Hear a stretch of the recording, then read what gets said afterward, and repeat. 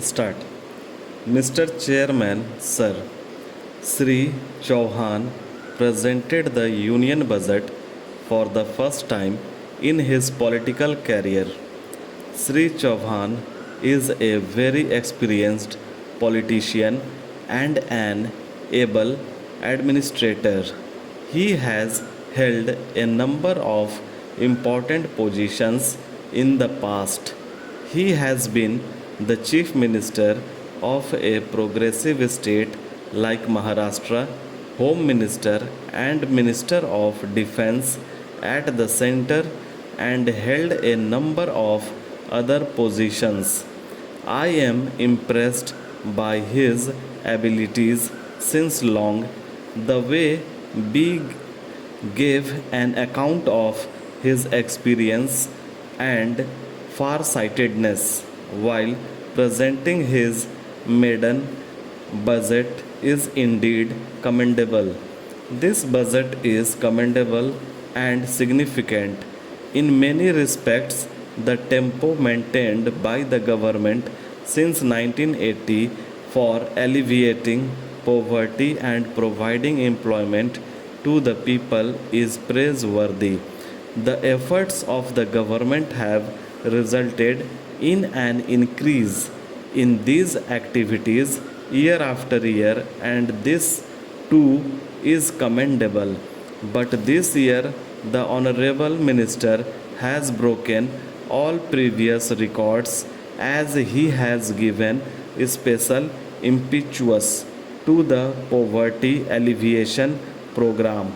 If in the budget, the most significant among all these programs is the Jawaharlal Nehru Rozgar Yojana, under which there is a proposal to provide employment to one member in each family in 120 districts. It is in itself a revolutionary step. Our party has decided that employment must be given to at least one person in each poor family all over the country. Though details of the program as to how this scheme will be implemented and how employment will be provided are still to come before us. Yet, I would like to praise this bold decision, the benefits of which will reach lakhs and crores of people throughout the country and will provide relief to them. A number of concessions have been given to poor people in this budget with a view to providing them relief, but at the same time, it gave a setback to the middle class. So far as I can understand, the budget will in no way affect the rich people.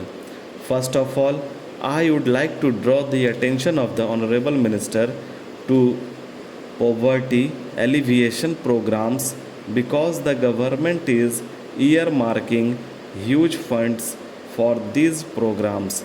Now it becomes the duty of the central government to see that the money reaches the people properly. It is not today only but for years that the honorable members have been expressing the view that the beneficiaries do not receive the full amount of money that is earmarked for them. There could have been some difference of opinion had even 25% of the funds reached the people, but it is an acknowledged fact, and the government, even the Prime Minister, have admitted that the money released from the center under poverty alleviation programs of employment programs does not reach the people. It is all the more distressing that, in spite of the fact that we agree with this view and know everything, so far no effective step has been taken to ensure that the full amount reaches the people. Only two agencies are involved in this work. The central government allocates the money and the state governments implement the programs.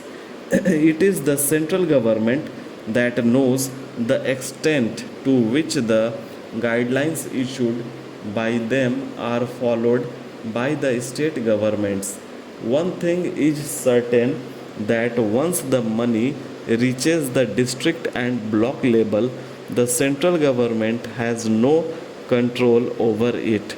It is said that monitoring is being done, but how and in what way it is done? So far, I have not seen any representative of the central government going to the block level and verifying the work done or inquiring from the people and listening to them. The central government has not taken any steps in this regard. The Honorable Prime Minister has also been saying that out of 6 rupees, only 1 rupees reaches the people and the remaining amount is spent on administration. I would like to cite the instance of Uttar Pradesh. In this state, there is a district development officer in each district to look after the development works. Nowadays, all works have come to a standstill. The officers have no work to do. The District Rural Development Agency, a parallel agency, has its parallel office and parallel staff, but the agencies of the state government are silent. Nobody knows what they are doing except attending to routine administrative work. Most of the state governments do not undertake any development work out of their own resources. Construction of roads in rural areas is the primary work of the state governments, but no state government is utilizing its resources on construction of roads in rural areas. They are undertaking this work with the funds received from the central government. Salaries are being paid and expenditure is being incurred, but the department of the state government is sitting idle with no work.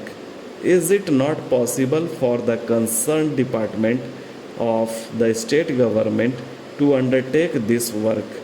It could have been converted into the district rural development agency. What is the need of separate departments, separate bureaucrats, and separate staff? The entire funds are being spent on the maintenance of staff.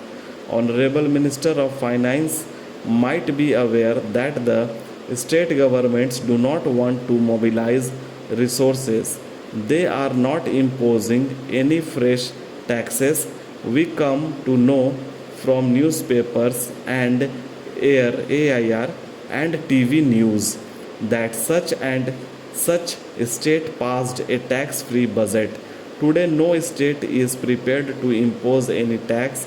They want to undertake all the works with the funds received from the center. Every state, whether it is the Congress ruled or non Congress ruled, alleges that the central government is discriminating against it. It has become a tendency with the state governments not to levy any taxes. They want to depend entirely on funds given by the center. All the state governments, whether it is the Congress or the